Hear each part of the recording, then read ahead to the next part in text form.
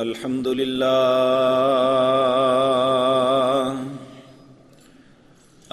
لله نحمده ونستعينه ونستغفره ونعوذ بالله من شرور أنفسنا ومن سيئات أعمالنا من يهده الله فلا مضل له ومن يضلل فلا هادي له وأشهد أن لا إله إلا الله وحده لا شريك له وأشهد أن محمدا عبده ورسوله أما بعد فإن خير الحديث كتاب الله وخير الحدي حدي محمد صلى الله عليه وسلم وشر الأمور محدثاتها وكل محدثة بدعة وكل بدعة ضلالة وكل ضلالة في النار رب اشرح لي صدري ويسر لي أمري واحلل عقدة من لساني يفقهوا قولي اللهم انفعنا بما علمتنا وعلمنا ما ينفعنا وزدنا علما رب اوزعني أن أشكر نعمتك التي أنعمت علي وعلى والدي وأن أعمل صالحا ترضاه وأصلح لي في ذريتي إني تبت إليك وإني من المسلمين أعوذ بالله السميع العليم من الشيطان الرجيم بسم الله الرحمن الرحيم يمحق الله الربا ويربي الصدقات والله لا يحب كل كفار أثيم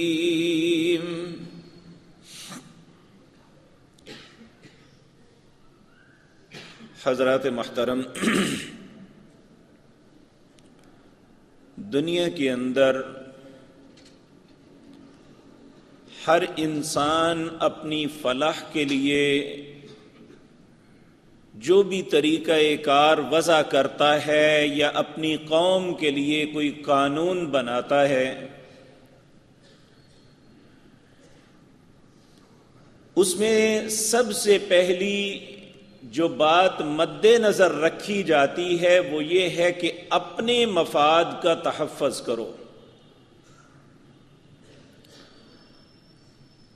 اور دوسری یہ ہوتی ہے کہ جس سے انسان خود غرض بن جاتا ہے کہ اسے دوسرے کے مفاد سے کوئی غرض نہیں ہوتی، وہ صرف اپنے مفاد کی جنگ لڑتا ہے۔ آج آپ دنیا میں کوئی ترقی یافتہ ملک ہے یا ترقی پذیر، ان کے آئین کا مطالعہ کریں تو یہی بات نظر آتی ہے، وہ ملک کی سطح ہے یا قوم کی سطح ہے یا انفرادی زندگی ہے، خود غرضی جو ہے یہ انتہا کو پہنچی ہوئی ہے، اسی لیے انسانیت کے اندر امن اور سکون ختم ہو چکا ہے۔ اس کے برعکس اللہ رب العزت جو اپنے بندوں کو اپنا قانون دیتے ہیں، اس کی بنیاد صدقے پہ ہے۔ صدقہ کا مطلب ہے خیر خواہی، جس میں خود غرضی نہیں ہوتی۔ ہم نے یہ لفظ جو ہے یہ صرف اتنی سی بات پہ دائرے کے اندر بند کر دیا ہے کہ ہم اپنی پاکٹ سے کچھ پیسے نکال کے کسی غریب کو دے دیں تو یہ صدقہ ہے۔ حالانکہ یہ اس لفظ کے ساتھ اور اس قانون کے ساتھ سخت زیادتی ہے جو ہم کر رہے ہیں. حالانکہ اللہ رب العزت نے اس کو بڑا وسیع بنایا ہے. اللہ رب العزت، میں ایک آیت آپ کے سامنے سورۃ بقرہ کی پڑھی ہے جس میں اللہ سود کا تذکرہ کر رہے ہیں، ربا کا. چونکہ ربا جو ہے یہ خود غرضی کا دوسرا نام ہے، اس کے مقابلے میں اللہ نے فرمایا وَيُرْبِي الصَّدَقَاتِ، لوگوں میں ربا کو، خود غرضی کے معاملات کو کبھی پھلتا پھولتا نہیں کروں گا، یہ ہمیشہ گھٹیں گے. اس میں کسی کا پیٹ نہیں بھرے گا جس سے چھینا جا رہا ہے اور جو چھین کے اپنی پاکٹ میں ڈال رہا ہے، دونوں میں سے کسی کا پیٹ نہیں بھرے گا. اور یہ بات ثابت شدہ ہے کہ دنیا کا سب سے بڑا سود خور ادارہ IMF اور ورلڈ بینک ہے، اور اپنی زندگی کی تاریخ میں ایک سال بھی ایسا نہیں آیا جب وہ پروفٹ میں جاتے ہو، ہمیشہ نقصان میں جاتے ہیں. اس کے باوجود انسان کو یہ بات سمجھ نہیں آ رہی. اس کے مقابلے میں اللہ نے جو قانون دیا ہے، اللہ کہتے ہیں وَيُرْبِي الصَّدَقَاتِ، میں صدقات کو بڑھاتا ہوں. کیا مطلب؟ جس قوم کے اندر خیر خواہی ہوگی، جس قوم کے اندر احساس ہوگا دوسرے کے لیے، اللہ مالی اعتبار سے بھی انہیں مستحکم کرے گا اور سکون اور امن کے اعتبار سے بھی اللہ انہیں مستحکم کر دے گا. اور یہ دونوں نعمتیں اس وقت ہمارے پاس نہیں ہیں. یہاں پھر میں بھی یہ عرض کر دوں کہ ایک وہ شخص جس کے پاس کچھ نہیں ہے، وہ کہے گا میں تو اس صدقہ کر ہی نہیں سکتا، میرے پاس تو، میرے پلے تو پیسہ ہی کوئی نہیں ہے، میں تو ہینڈ ٹو ماؤتھ ہوں، یعنی جو کماتا ہوں کھا لیتا ہوں، میں کہاں سے کسی کو دوں.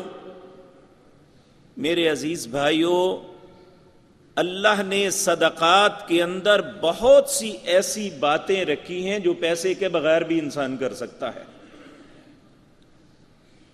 نبی کریم صلی اللہ علیہ وسلم نے ارشاد فرمایا کہ جب تم اپنے کسی عزیز کو، دوست کو، واقف کار کو، نواقف کو، کسی کو ملتے ہو، اگر تم صرف بغیر کسی غرض کے خندہ پیشانی سے ملو، یہ تمہاری طرف سے صدقہ ہے. اب کسی سے اچھے طریقے سے ملنا ایک ہوتا ہے، ہم سیلز مین ہیں، دکاندار ہیں، صرف یہ ہمارا رویہ اپنے گاہک کے ساتھ ہوتا ہے. یہ تو ہماری ایک غرض ہے. صدقہ اس وقت ہے جب بے غرض، کوئی کسی کے ساتھ مفاد نہیں، ہمیں کوئی ملنا چاہتا ہے تو خندہ پیشانی سے ملے، اس پہ تو کوئی پیسہ نہیں لگتا، اس میں غریب اور امیر کی قید تو نہیں ہے، چھوٹے یا بڑے کی تمیز تو نہیں ہے. اور جب ہم کسی انسان کے ساتھ ایسا اچھا رویہ اختیار کریں گے تو آپ اپنے دل سے پوچھیں کہ اس کا رد عمل کیا نکلے گا. یقینی بات ہے اس کے دل میں آپ کا احترام، آپ کی محبت پیدا ہوگی کہ مجھے جانتے بھی نہیں تھے، میرے ساتھ ان کا مفاد بھی نہیں تھا، میں ان کے پاس گیا تو بڑی خندہ پیشانی سے مجھے ملے ہیں. اور صرف اتنا کرنے سے ہی اللہ دلوں میں محبت ڈال دیتا ہے. یہ ہے صدقات کی خیر. اور میرے بھائیوں، ایک ایسا صدقہ بھی ہے، اس میں بھی نہ کوئی قیمت لگتی ہے، نہ محنت لگتی ہے، کچھ بھی نہیں ہوتا، لیکن اللہ کی نظروں میں وہ صدقہ کرنے والا ہوتا ہے. نبی کریم صلی اللہ علیہ وسلم آپ مسجد نبوی میں تشریف فرما تھے، نماز پڑھ کے فارغ ہو چکے تھے، اور کچھ لوگ آپ کے پاس نماز پڑھ کے جا چکے اور کچھ آپ کے پاس بیٹھے ہوئے ہیں. اسی اثناء میں ایک شخص مسجد میں داخل ہوتا ہے. آپ جو ساتھ بیٹھے ہوئے انہیں کہا کہ میرے ساتھیوں کون ہے جو اپنے بھائی کے لیے صدقہ کرے گا؟ لوگوں نے مڑ کے دیکھا تو ایک شخص نے کہا اے اللہ کے پیارے حبیب صلی اللہ علیہ وسلم، اس نے تو نماز پڑھنی ہے، ہم اس کے لیے کیا صدقہ کر سکتے ہیں؟ آپ نے فرمایا تم نے نماز پڑھ لی ہے، اس نے نماز پڑھنی ہے. تم میں سے کوئی شخص اس کے ساتھ مل کے نماز پڑھ لے، اس کی نماز باجماعت ہو جائے گی، تمہارا اس کے لیے صدقہ ہو جائے گا.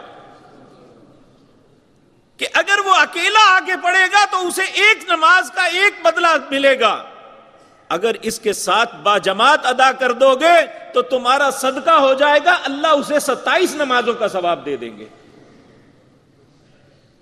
لیکن بدقسمتی کہ ہمارے بر صغیر میں تو مسجدوں میں لکھ کے لگا دیا ہے کہ یہاں دوسری جماعت ہی نہیں کروا سکتا کوئی.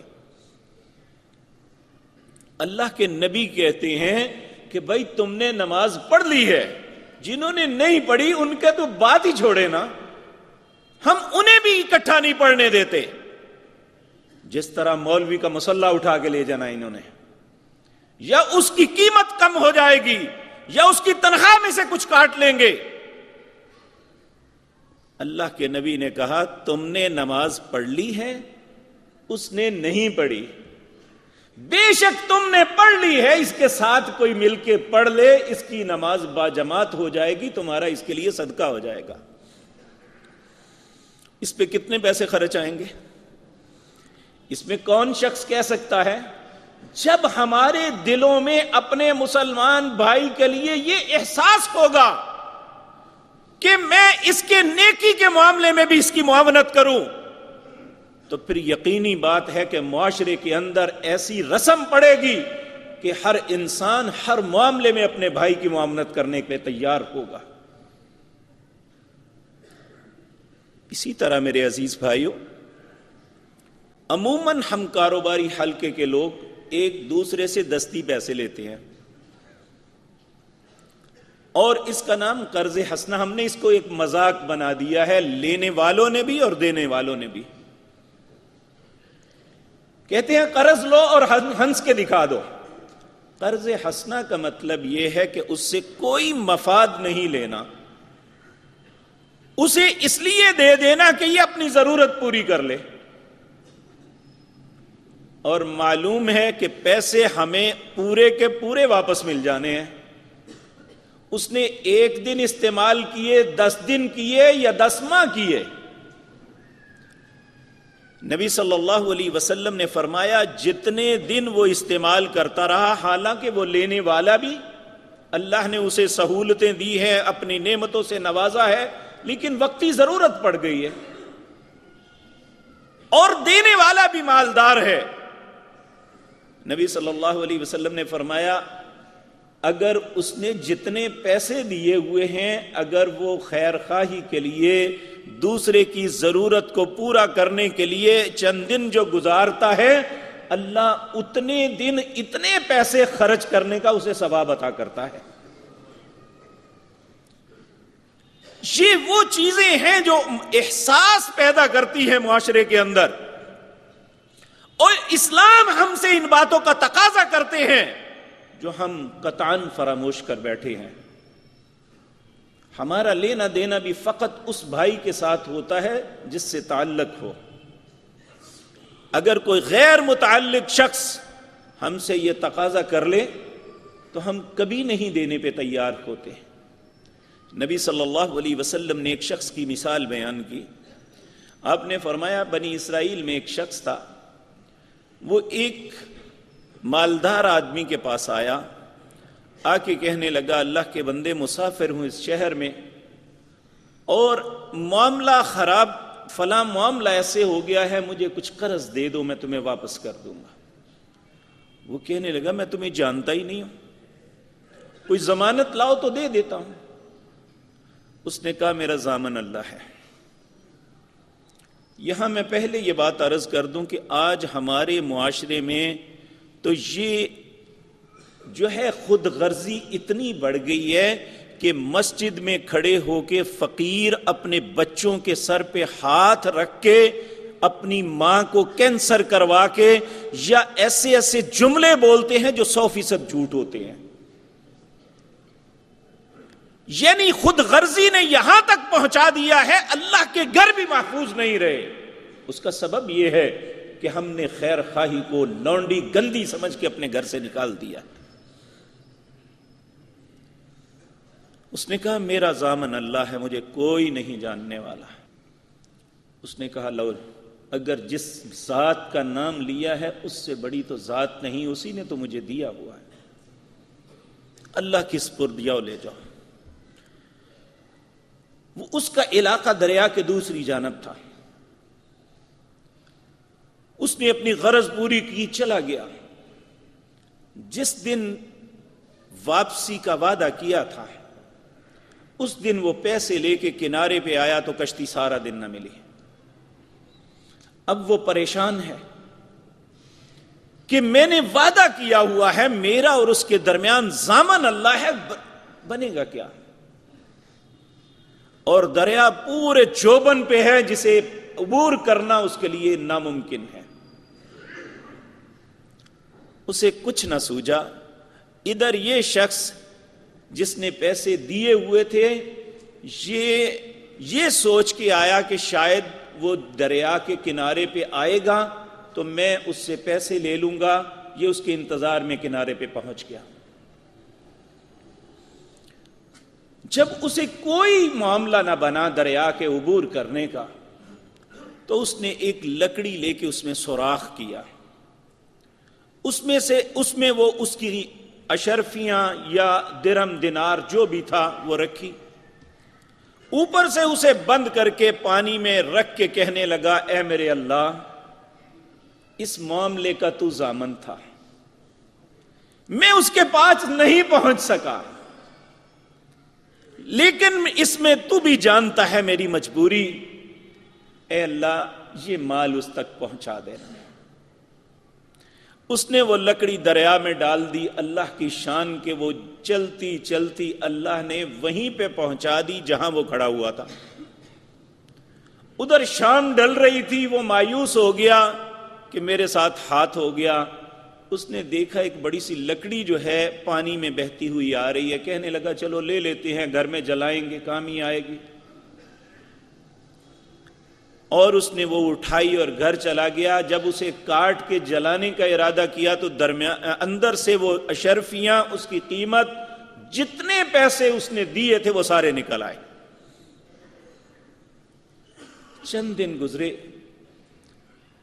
تو جب اسے کشتی ملی تو وہ اتنے ہی پیسے دوبارہ لے کے تو اس کے پاس آ گیا. کہنے اللہ کے بندے میں تجھ سے معافی مانگتا ہوں کہ میں نے تجھ سے جو وعدہ کیا تھا قصور میرا نہیں, مجھے آنے کے لیے کشتی نہیں مل رہی تھی, آج ملی ہے, میں تمہیں دینے کے لیے آ گیا ہوں. وہ ہنس پڑا, کہنے لگا اللہ کے بندے وہ تو مجھے مل گئے ہیں. وہ کہنے لگا کیسے مل گئے؟ کہنے لگے کیا تو نے کوئی معاملہ کیا تھا؟ مجھے ایک لکڑی ملی ہے, اس میں سے اتنے پیسے جو میں نے تمہیں دیے تھے اتنے ہی ملے ہیں. کہنے لگا اللہ اکبر, کہ میں نے یہ کام یہ کر کے اللہ سے دعا مانگی تھی, اللہ نے تجھ تک پہنچا دی. میرے عزیز بھائیو, یہ ہے خیر خواہی کا نتیجہ.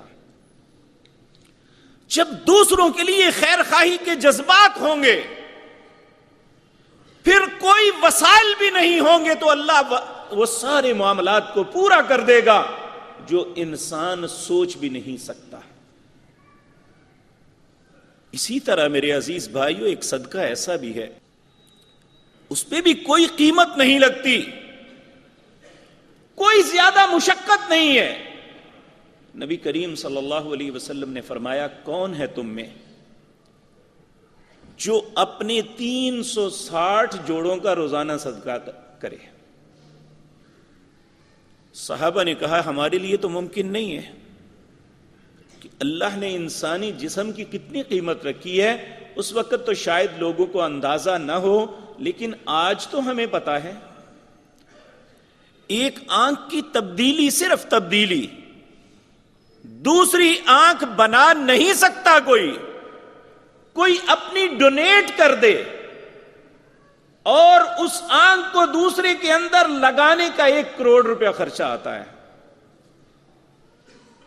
اور آج ہم جانتے ہیں کہ بہت سے لوگوں نے جگر کی پلانٹیشن کروائی ہوئی ہے، نیا جگر کوئی نہیں بنا سکا. وہی کو ڈونر دیتا ہے اور اس کے جگر کا ٹکڑا کاٹ کے اسے لگا دیا جاتا ہے. اللہ دونوں کو زندگی بخش دیتے ہیں. یہ ایک خیر خواہی. تو میرے عزیز بھائیوں، جو کم سے کم انڈیا کے اندر ہوتا ہے 40 لاکھ روپیہ پلانٹیشن کا لگتا ہے، چائنا میں 70 لاکھ روپیہ لگتا ہے. ایک ایک عضو کی اگر ہم قیمت مقرر کریں تو ایک انسان اربوں روپے قیمت کا ہے.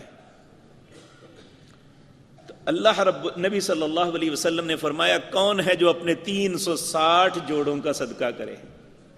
صحابہ نے کہا ہم نہیں کر سکتے. آپ نے فرمایا میں بتاتا ہوں، کر سکتے ہو. جو شخص فجر کے بعد اپنی جگہ پہ رہے، جب سورج طلوع ہو 2 رکعتیں نوافل اشراق کے ادا کرے، اس کے پورے جسم کے ہر اعضاء کا اللہ صدقہ دے لے.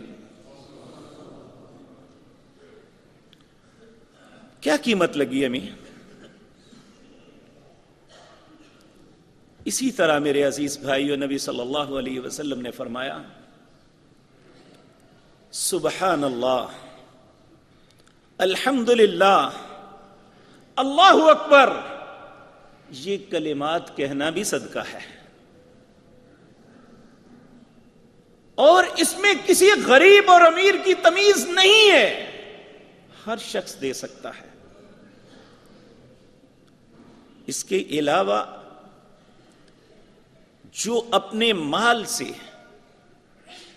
جو اپنی توانائیوں سے کسی کے ساتھ کرتا ہے، نبی صلی اللہ علیہ وسلم نے فرمایا کہ کوئی شخص کسی مجبور، بے بس انسان کی ایسے حالات میں مدد کرتا ہے کہ وہ کسی مصیبت میں پھنسا ہوا ہے، قیامت کے دن جب ساری مخلوق مصیبتوں میں ہوگی، اللہ اسے مصیبتوں سے نکال دیں گے. یہ کیوں ہے؟ یہی تو وہ خیر خواہی ہے جو اسلام ہمیں سکھلاتا ہے کہ دوسرے کی ہمدردی کرو، دوسرے کے لیے خیر کے جذبات رکھو. بلکہ آپ حیران ہوں گے کہ صحابہ کرام رضوان اللہ علیہم اجمعین اتنے زیادہ اس بات کے حریص تھے. ایک صحابی سے غلطی ہو گئی، اس وقت ابھی یہ آیت نہیں اتری تھی. اس کے گھر میں کچھ ردی کھجوریں جو خود اپنے لیے وہ پسند نہیں کرتے تھے، انہوں نے کہا چلو طالب علم کھا لیں گے. مسجد نبوی کے اندر 2 ستونوں کے درمیان ایک کپڑا بندھا ہوا تھا جس میں لوگ کھجوریں ڈال دیتے. جو مسجد نبوی میں اصحاب صفہ پڑھنے والے لوگ تھے وہ اپنا گزر اوقات ان کھجوروں پہ کرتے تھے. تو اس نے وہ ردی کھجوریں لا کے وہاں ڈال دی. اب اللہ کی ذات کے علاوہ اسے دیکھنے والا کوئی نہیں تھا.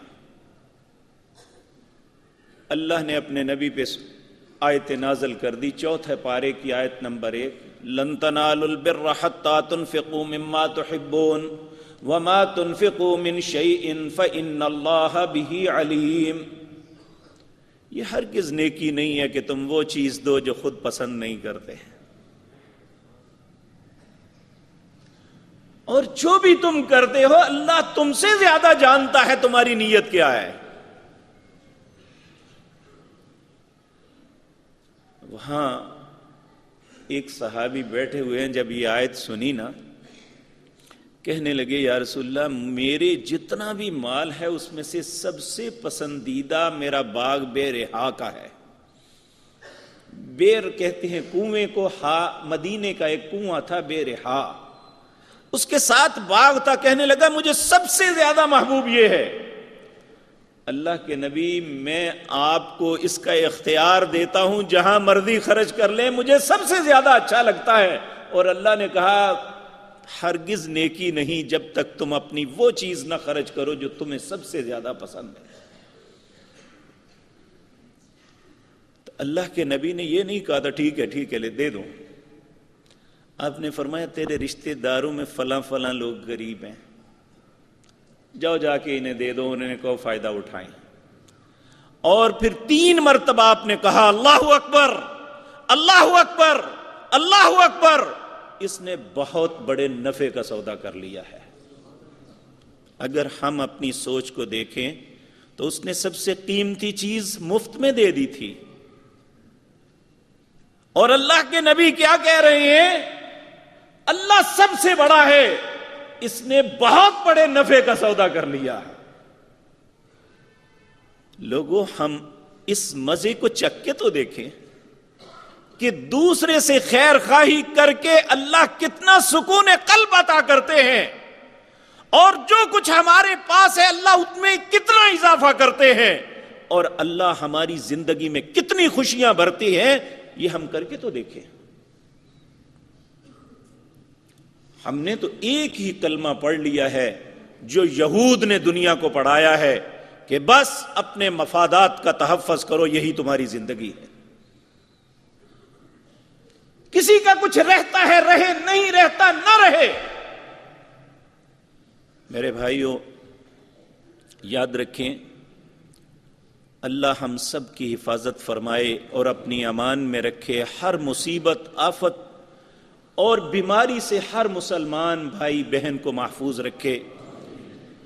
جب بیماری آتی ہے، کیا ہم نے کبھی سوچا ہے کہ میں تھوڑے سے کم پیسے لگا لوں؟ ہم تو چاہتے ہیں کہ اچھے سے اچھا ڈاکٹر، اچھے سے اچھا ہاسپٹل، وہاں ایڈمٹ ہوں تاکہ ہماری بیماری جانی چاہیے، کچھ بھی ہو جائے۔ اللہ رب العزت اس ڈاکٹر سے بہت کم آپ سے تقاضا کرتا ہے۔ نبی کریم صلی اللہ علیہ وسلم آپ نے فرمایا، حضرت انس بن مالک رضی اللہ تعالی عنہ اس حدیث کے راوی ہیں، آپ نے فرمایا لوگوں یاد رکھو، ان الصدقۃ، بے شک جو صدقہ جس کا نام خیر خواہی ہے، لتطفئ غضب ربی، اس صدقے اور خیر خواہی کی وجہ سے تمہارے رب کا غضب مٹ جائے گا، ختم ہو جائے گا، تمہارا رب ناراض نہیں ہوگا تم پہ۔ وَتُدْفَعُ مَيِّتِ السُّوءِ، اور تمہاری میتوں کے اوپر جو تکلیفیں مصیبتیں نازل ہو رہی ہیں ان مصیبتوں سے بچ جائیں گی۔ اسی طرح نبی صلی اللہ علیہ وسلم آپ نے فرمایا کہ یہ صدقہ جو ہے تطفئ خطیئۃ، تمہاری خطاؤں کو اس طرح ختم کر دیں گی، تمہاری غلطیوں کو اس طرح مٹا دیں گی، کما تطفئ الماء النار، جس طرح پانی آگ کو بجھا دیتا ہے، یہ صدقہ تمہاری خطاؤں کو، تمہاری مصیبتوں، تمہاری تکلیفوں کو ختم کر دے گا۔ ہم بعض اوقات اپنی زندگی کے سارے اثاثے اپنی بیماریوں پہ لٹا دیتے ہیں، اپنی اولادوں کی بیماریوں پہ لٹا دیتے ہیں۔ کاش مسلمانوں کو اس بات کی سمجھ آ جائے کہ اللہ رب العزت تم سے خیر خواہی کا تقاضا کرتا ہے، خیر خواہی کر کے تو دیکھو، اپنے مال کے ذریعے، اپنے کردار کے ذریعے اللہ ان مصیبتوں سے ویسے ہی نکال دے گا۔ اللہ رب العزت ہمیشہ، یاد رکھیں، ہمیشہ اس پہ رحم کرتا ہے جو لوگوں پہ رحم کرتا ہے۔ نبی صلی اللہ علیہ وسلم نے فرمایا اگر تم چاہتے ہو کہ عرش والا تم پہ رحم کرے تو پھر تمہارے لیے ضروری ہے کہ زمین والوں پہ تم رحم کرو۔ ہم کاروباری مفادات میں اپنے تحفظ اور دوسرے کو چھلنی کر دینا یہ اپنا حق تصور کرتے ہیں۔ اگر دنیا کے اندر کسی پہ رحم نہیں کریں گے تو کل اللہ کی عدالت میں کھڑے ہو کے کس طرح رحم کی اپیل کر سکیں گے؟ اگر ہمارے سامنے ہمارے رشتہ دار تڑپ تڑپ کے مریں گے، ہمیں اس سے کوئی غرض نہیں ہوگی، کل اللہ کی عدالت میں کس طرح کھڑے ہو کے کہیں گے اللہم ارحم علی احوالنا، اے اللہ ہمارے حالات پر رحم کر دے، کس طرح کہیں گے؟ اگر صرف اللہ یہی سوال کر لے میری مخلوق کے ساتھ کیا کیا تھا، کیا جواب ہوگا ہمارے پاس؟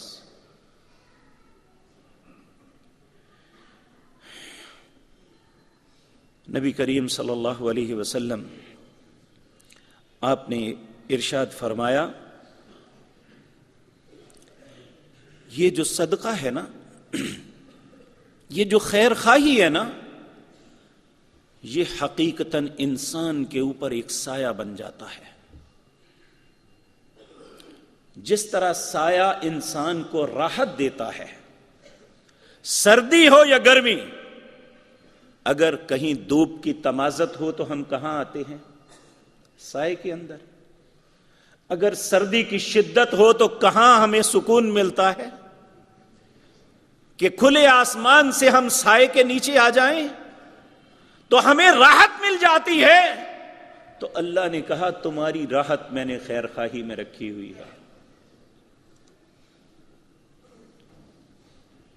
یقین مانیے آج کسی خوشی کی مجلس میں یا غمی کی مجلس میں بیٹھے ہوں، لوگ اپنی اپنی زندگی کی کہانیاں سناتے ہیں، اور جن لوگوں کو ہم بڑے خوش قسمت تصور کرتے ہیں کہ یہ شخص تو بڑا لکی ہے، جب وہ اپنی درد بری اپنے گھر کے حالات کی کہانی سناتا ہے تو ہم اپنے دل میں کہتے ہیں اللہ تیرا شکر ہے میں ان سے بہت اچھا ہوں۔ تو اتنے درد ہیں ہمارے اندر، اور اس کا سبب یہ ہے کہ ہمارے اندر خیر خواہی نہیں ہے۔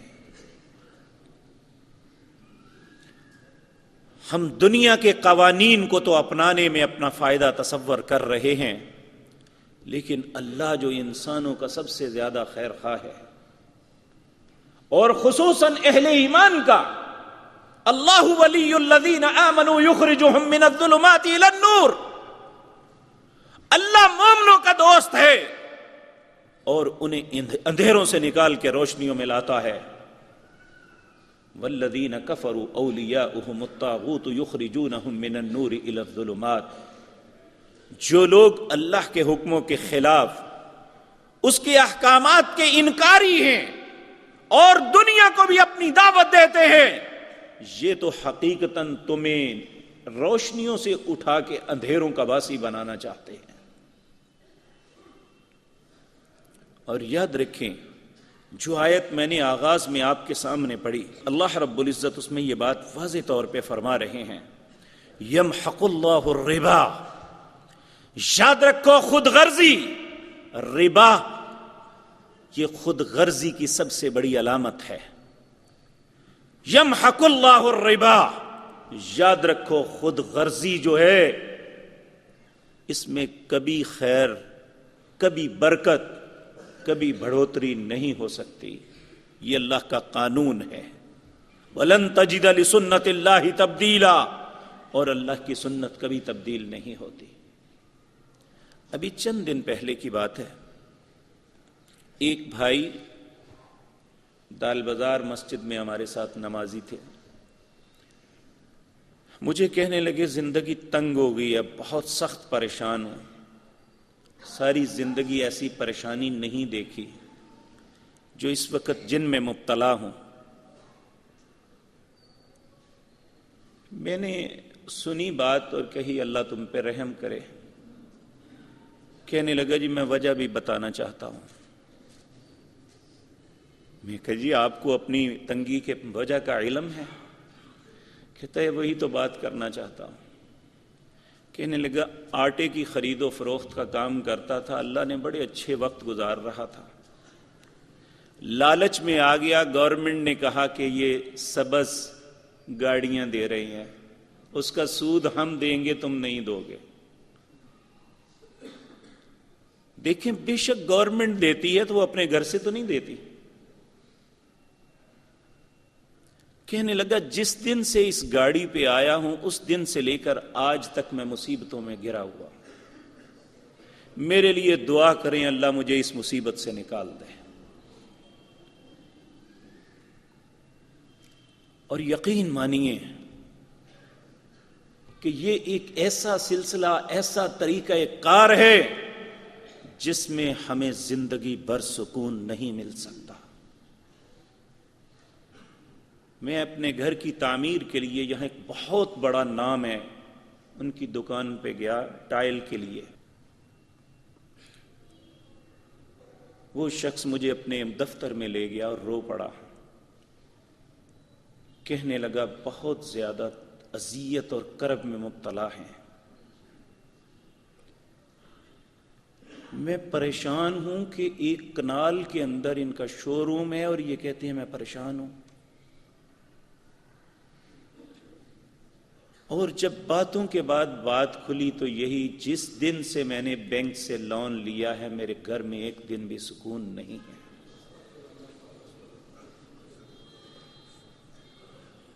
میں نے ان کی منت کی، خدا کے لیے جتنی جلدی ممکن ہے کسی کو پارٹنر بنا لو، اس سود سے نکل آؤ، اللہ تمہاری خوشیاں لٹا دے گا۔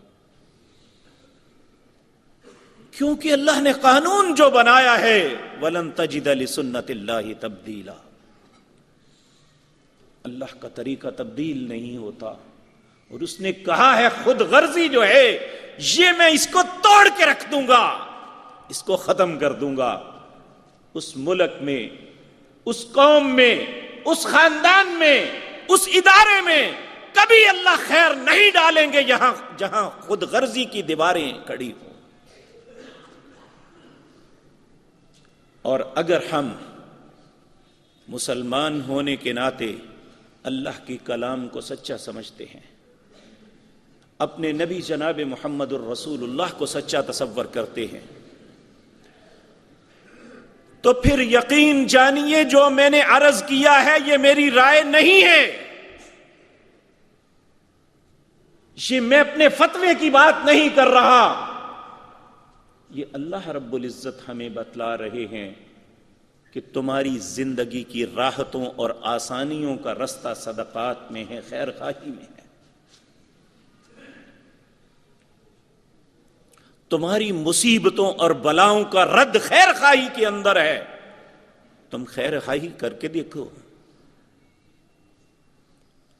تو میرے عزیز بھائیو، ہم میں سے چاہے میں ہوں یا آپ ہیں، ہمیں اپنے رویوں کو بدلنا ہوگا اپنی زندگی کی راحتوں کے لیے، اپنی آخرت کی بربادی سے اپنے آپ کو بچانے کے لیے اپنے رویوں کو بدلنا ہوگا۔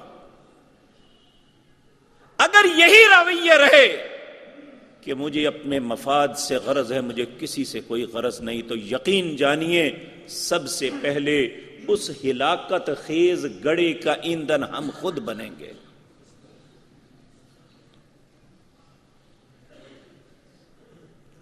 کوئی اور بعد میں بنے گا، پہلے ہم اس گڑھے کا ایندھن بنیں گے۔ تو اس لیے میرے عزیز بھائیو، اللہ کے قوانین سچے ہیں، اور اس سچے مالک کی بات کو تسلیم کر لینا چاہیے۔ اللہ رب العزت فرماتے ہیں یمحق اللہ الربا، لوگوں میں خود غرضی کو گھٹاؤں گا، وَيُرْبِ الصَّدَقَاتِ، یہ خیر خواہی، اس کے جذبات، اس پہ عمل، اس کا طریقہ کار، اسے بڑھوتری دوں گا۔ یہ واقعہ خود مدینہ منورہ میں میرے ساتھ آیا۔ ایک ضعیف سا دکاندار، پھل بیچنے والا، خود اپنا سامان نہیں تولتا تھا، جو آنے والے گاہک ہیں وہ سامان تولتے ہیں۔ ہمارے گجراں والے کا ایک دوست مجھے کہنے لگا آؤ میں تمہیں ایک مزہ دکھاتا ہوں۔ اس کی دکان پہ گئے، اس سے سیب لیے، اس نے وہ سیب جب تولنے لگا تو اس نے تھوڑا سا ایسا سیب رکھا جس سے وزن بالکل پورا ایکول نہیں تھا، برابر نہیں تھا۔ وہ بابا جی اتنی زور سے بولے کہ جیسے ہم نے ان کی کوئی چیز اٹھا لی ہے۔ اس نے وہیں سے ایک سیب اٹھا کے زور سے ترکڑی کے اندر پھینکا، کہنے لگا کیوں میرے ساتھ زیادتی کرتے ہو؟ اب زیادتی یہ نہیں تھی کہ ہم زیادہ لے رہے تھے، اس نے کہا زیادتی یہ ہے کہ میں نے پیسے تم سے پورے لینے ہیں، کم کیوں لے رہے ہو؟ اور آج ہم ترکڑی ہاتھ میں پکڑ کے کم تول کے خوش ہوتے ہیں کہ میں نے آج اتنا کمایا ہے۔ اور ایک مسلمان کی سوچ یہ ہے کہ اگر یہ کم لے گیا تو میرا کیا بنے گا، میں اللہ کی بارگاہ میں کیا جواب دوں گا؟ وہ اس بات پہ بدتمیزی کے ساتھ بولا کہ تم میرے ساتھ زیادتی کر رہے ہو۔ کاش ہماری سوچ بھی ایسی بن جائے۔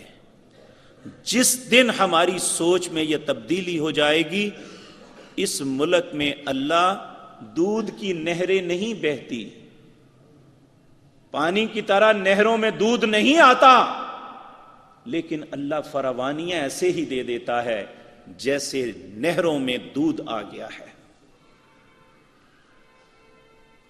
کاش ہم اپنے رب کو سچا تسلیم کر لیں، کاش اس کے نبی نے جو باتیں ہمیں بتلائی ہیں ہم ان کو اپنی زندگی میں اپنا لیں، تاکہ ہماری دنیا اور آخرت میں اللہ آسانیاں بر دے۔ اقول قولی ھذا واستغفر اللہ لی۔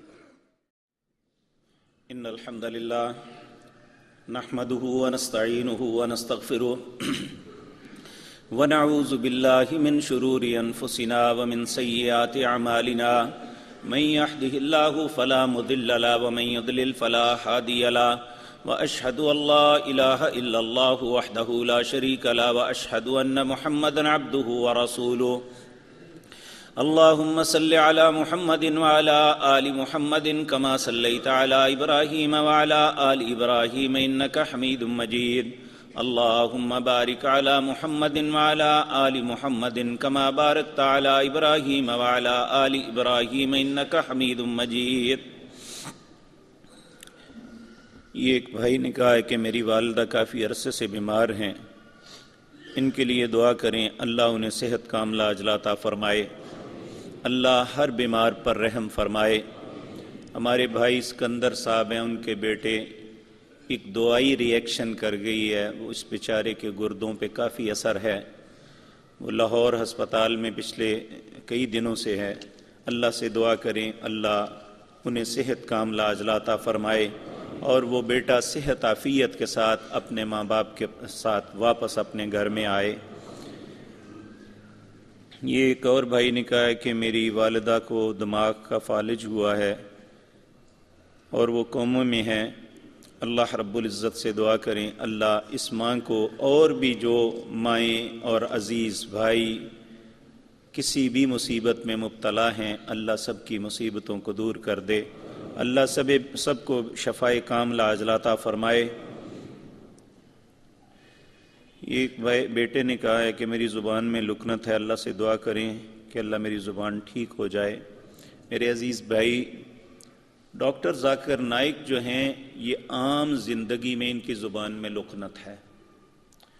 جب یہ اللہ کی دعوت دینے کے لیے کھڑے ہوتے ہیں تو آپ دیکھتے ہیں وہ گھنٹوں بولتے ہیں لیکن ان میں لکنت نہیں ہوتی، کیونکہ میری خود ان کے سامنے ملاقات دبئی میں ہوئی تھی جب ہم ان کے پروگرام ریکارڈ کروانے گئے تھے، تو ان کی عام گفتگو میں لکنت ہے، کافی لکنت ہے، اور کہتے ہیں جب میں رب اشرح لی صدری ویسر لی امری واحلل عقدۃ من لسانی یفقہوا قولی، یہ حضرت موسیٰ علیہ السلام کی دعا ہے۔ اس کا معنی ہے رب اشرح لی صدری، اے اللہ میرے لیے میرا سینہ کھول دے، ویسر لی امری، اور میرا معاملہ آسان کر دے، واحلل عقدۃ من لسانی، میری زبان کی گرہ کھول دے۔ موسیٰ علیہ السلام کی زبان میں بھی لکنت تھی اور انہوں نے اللہ سے دعا کی تھی واحلل عقدۃ من لسانی، اے اللہ میری زبان کی گرہ کھول دے، یفقہوا قولی، تاکہ لوگ میری بات سمجھ دیں۔ تو یہ کلمات آپ بھی انشاءاللہ پڑھیں، اللہ آپ پہ بھی رحم فرمائے گا انشاءاللہ۔ یہ ایک بھائی نے کہا ہے کہ اللہ اکبر۔ یہ حفیظ الرحمان بٹ صاحب، حنیف الرحمان بٹ صاحب کے بھائی طارق بٹ صاحب قضاء الہی سے وفات پا گئے ہیں۔ انا للہ و انا الیہ راجعون۔ اللہ ان کی مغفرت فرمائے اور ان کے لیے آئندہ زندگی آخرت میں آسانیاں پیدا فرمائے اور ان کی غلطیوں سے درگزر فرمائے۔ ایک بھائی نے کہا ہے کہ بیٹیوں کی شادی کرنی ہے، وسائل نہیں ہیں۔ انشاءاللہ یہ بیٹیاں اللہ نے دی ہیں، اللہ وسائل بھی دے گا، آپ قطعاً پریشان نہ ہو، لیکن ایک کام ضرور کریں کہ آپ فجر سے پہلے صرف اس نیت سے اٹھیں اور 2 رکعتیں پڑھ کے اللہ سے دعا کریں، اللہ تو میری مدد فرما۔ انشاءاللہ اللہ ایسی جگہ سے مدد فرمائے گا کہ آپ سوچ بھی نہیں سکتے۔ اللہ رب العزت آپ کی اور ہر اس ماں باپ کی مدد فرمائے جنہیں بیٹیوں سے بیٹوں سے نوازا ہے۔ اللہ ان بچوں کے لیے بہتر معاملات کرنے میں ہماری معاون اور مدد فرمائے۔ اللہ مالک ہم پر اور ہماری اولادوں پر، ہمارے والدین پر رحم فرمائے۔ میرے عزیز بھائیوں، مجھے خود تو اس کا پتہ نہیں ہے، لیکن مجھے رات کو ایک عالم دین کا فون آیا تھا۔ اگر یہ درست ہے تو یہ بہت بڑا المیہ ہے کہ ہمارے میڈیا پہ جو مختلف ڈرامے دکھائے جاتے ہیں، انہوں نے کہا ایک ڈرامے کے اندر 2 بہنوں کی ایک ہی مرد کے ساتھ شادی دکھائی گئی ہے۔ یہ قرآن کی صریح نص کی مخالفت ہے۔ یہ ایک ایسے رستے پہ ہماری قوم کو ڈال رہے ہیں۔ اللہ ان بدبختوں کو تباہ و برباد کرے، ان کے گھروں کو جہنم کی آگ سے بھر دے جو قوم کے اخلاق کو بگاڑ رہے ہیں۔ اور اسی طرح ایک ڈرامے کے اندر بقول ان کے ایک مسلمان بچی کا کسی ہندو کے ساتھ شادی کی جا رہی ہے، جبکہ وہ پہلے خامد سے طلاق بھی نہیں لی اور خود ہے بھی پریگننٹ، اور اس کی ایک ہندو سے شادی کی جاتی ہے، اور اس بات پہ خوشی محسوس کی جاتی ہے کہ یہ اس بچی کی زندگی کو اس نے بچا لیا ہے۔ اور تیسرا جو ہے عیسائی مرد کے ساتھ شادی کی جاتی ہے، اور اسی طرح ایک ہندو لڑکی کی مسلمان کے ساتھ شادی کی جاتی ہے، اور اپنے اپنے مذہب پہ دونوں قائم ہیں۔ یاد رکھیں، اہل کتاب عورت کے ساتھ مسلمان مرد کی شادی ہو سکتی ہے، لیکن غیر مسلم مرد کے ساتھ مسلمان عورت کی شادی نہیں ہو سکتی۔ یہ رسول اللہ صلی اللہ علیہ وسلم کا واضح حکم ہے۔ اس لیے میرے عزیز بھائیوں، جو کچھ میڈیا میں اس وقت ہو رہا ہے، کبھی بھی نہ اسے حقیقت تصور کرنا، اور نہ جو مذہب کے نام پہ وہ بیان کر رہے ہیں اسے مذہب تصور کرنا، کیونکہ وہاں 99% مذہب کے نام پہ بھی جھوٹ بولا جا رہا ہے، اور ایسے لوگ دین بتا رہے ہیں جن کی خود اپنی زندگی دین سے بہت دور ہے۔ اس لیے میرے عزیز بھائیوں، ہم اس بات کا حکومت وقت سے پردور احتجاج کرتے ہیں کہ اگر آپ لوگ مسلمان ہیں، کیونکہ ہمارے بیوروکریٹ جو ہیں، یقین مانیے انہیں اپنے پیسے کے علاوہ کوئی غرض نہیں ہے کہ یہاں بے شک اسرائیل والے آ کے حکومت کر لیں، ان کو رشوت ملنی چاہیے، الا ماشاء اللہ چند لوگوں کے علاوہ۔ یہ اتنے بے شرم اور بے غیرت ہیں، انہیں کوئی ملک سے غرض نہیں کہ ملک کی اصلاح ہونی چاہیے، یہ بگڑ رہا ہے، انہیں صرف یہ غرض ہے کہ ہماری خباستیں چلنی چاہیے، ہمیں رشوت ملنی چاہیے بس۔ اے اللہ تو ہمارے ملک پر رحم فرما دے۔ اے اللہ، ہم اس بات پر اقرار کرتے ہیں کہ ہماری ہی غلطیوں کی وجہ سے ایسے خناس لوگ ہم پہ مسلط ہیں۔ اے اللہ، ایسے لوگوں سے ہماری جان چھڑا دے۔ اے اللہ، ہمارے ملک میں امن و امان پیدا فرما دے۔ اے اللہ، یہ تیرے نام پہ، تیرے کلمے کے نام پہ یہ ملک بنا تھا۔ اے اللہ، اس کلمے کے اوپر، اس کلمے کی حیا کرنے کی توفیق دے دے۔ اے اللہ، اس کلمے کے اوپر چلنے کی ہمیں توفیق عطا فرما دے۔ اے اللہ، اس ملک کو جس نام پہ قائم کیا گیا تھا اے اللہ تو اپنا قانون بھی اس ملک میں نافذ کر دے۔ اے اللہ ہمارے دلوں کو اپنے دین کی طرف پھیر لے۔ اے اللہ ہمارے دلوں کو اپنے دین کی طرف پھیر لے۔ اے اللہ ہمیں اپنا فرما بردار بنا۔ اے اللہ مسلمان اسلام کی حالت میں زندہ رکھنا، اسی حالت میں موت نصیب فرمانا۔ اقول قولی ھذا اللہم انصرنا ولا تنصر علینا واعزنا ولا تذلنا وزدنا ولا تنقصنا وارحمنا انت مولانا فانصرنا علی القوم الکافرین۔